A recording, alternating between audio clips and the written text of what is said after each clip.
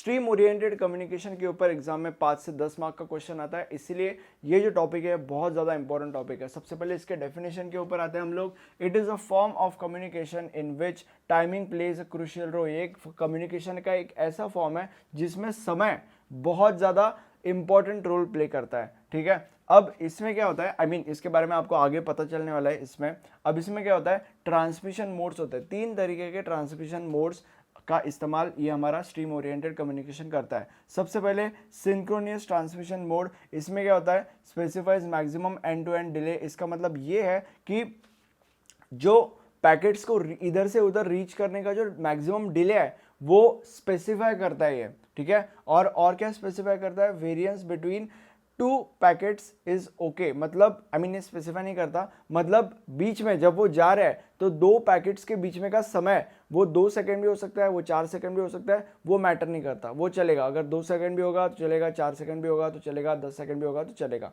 It doesn't matter. But यहाँ पे वैसे नहीं होता। यहाँ पे क्या हो रहा है, end to end delay can be maximum. यहाँ पे उसको समय से फर्क नहीं पड़ता। ये जो एंड टू एंड डिले यहाँ पे स्पेसिफाई कर रहा था, यहाँ पे स्पेसिफाई नहीं करता, वो कितना भी हो सकता है, मैक्सिमम भी हो सकता है, ठीक है। यहाँ पे समय से फर्क नहीं पड़ता। And third is isochronous. Isochronous में क्या होता है, आइसोक्रोनस दोनों के दोनों चीजें कर लेता है। मतलब उसको end to end delay specify भी करना है और जो 2 पैकेट्स के बीच में का जो समय है वो भी स्पेसिफाई करना है। Maximum end to end delay is specified and variance 2। मतलब एंड टू एंड डिले का जो मैक्सिमम समय है वो स्पेसिफाई किया जाता है और जो पैकेट के बीच में का जो समय लगने वाला है 2 सेकंड, 4 सेकंड, 6 सेकंड जो भी है वो समय भी स्पेसिफाई किया जाता है असिंक्रोनियस ट्रांसमिशन मोड के द्वारा। अब 2 तरीके के एल्गोरिदम्स होते हैं, एक लीकी बकेट एल्गोरिदम होता है, एक टोकन बकेट एल्गोरिदम होता है। लीकी बकेट एल्गोरिदम के जो डिसएडवांटेजेस है उन डिसएडवांटेजेस को ओवरकम करने में हमारा जो टोकन बकेट है वो सक्सेसफुल होता है, वो कामयाब होता है, ठीक है।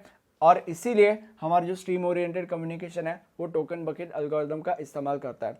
अब मैं आपको ये क्या होता है लीकी बकेट समझाऊंगा, इसके डिसएडवांटेजेस क्या है वो समझाऊंगा और इस डिसएडवांटेज को कैसे ओवरकम किया हमारे प्यारे से टोकन बकेट एल्गोरिदम ने वो समझाऊंगा, ठीक है।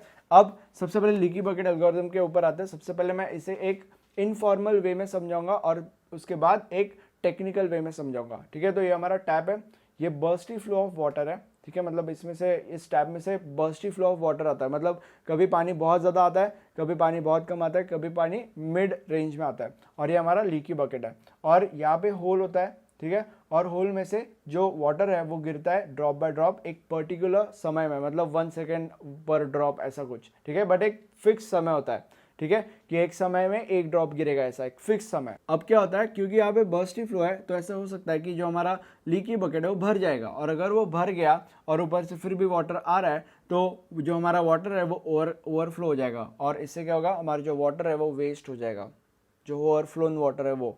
तो ये जो है ये इसका डिसएडवांटेज है कि जो वाटर है वो ओवरफ्लो हो रहा है और वो वेस्ट हो जाएगा। अब टेक्निकल वे में समझते हैं इसको। ये हमारा एप्लीकेशन है, ये डेटा नीचे आ रहा है, okay.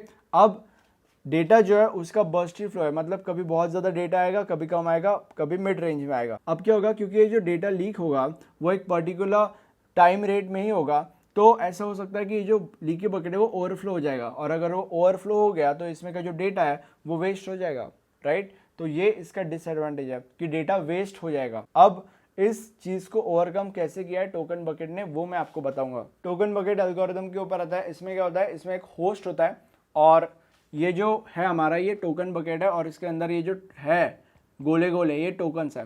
Don't confuse this with this, ये अलग चीज़ है, ये डेटा पैकेट्स है, ये टोकन्स है। अब यहाँ पे रूल क्या होता है, रूल ये होता है कि जब तक ये डेटा पैकेट्स इन टोकन्स को अक्वायर कर नहीं लेते तब तक वो हमारी जो बकेट है उससे बाहर नहीं जा सकते।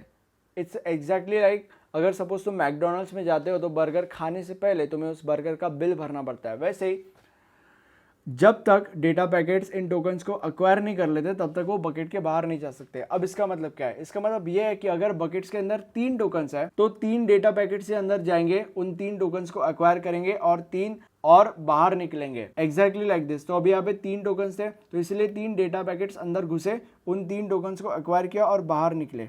और ये जो बचा कुचा एक डेटा पैकेट है वो वहाँ पे वेट करेगा तब तक जब तक यहाँ पे एक नया टोकन नहीं आ जाता तब तक। अब यहाँ पे टोकन्स कब आएंगे, 1 token is added in every delta T.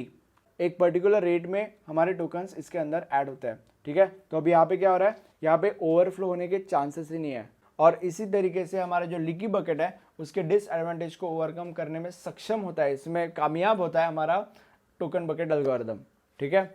और इसीलिए हमारा स्ट्रीम ओरिएंटेड कम्युनिकेशन इसका इस्तेमाल करता है। सो आई होप आपको वीडियो अच्छा लगा होगा। नोट्स बहुत ज़्यादा इंपॉर्टेंट है, नोट्स में हमने सारी की सारी चीज़ें लिखी है जो एग्जाम में आपसे एक्सपेक्टेड होती है, including diagram, including everything. Thank you for watching this video, have a nice day, bye bye.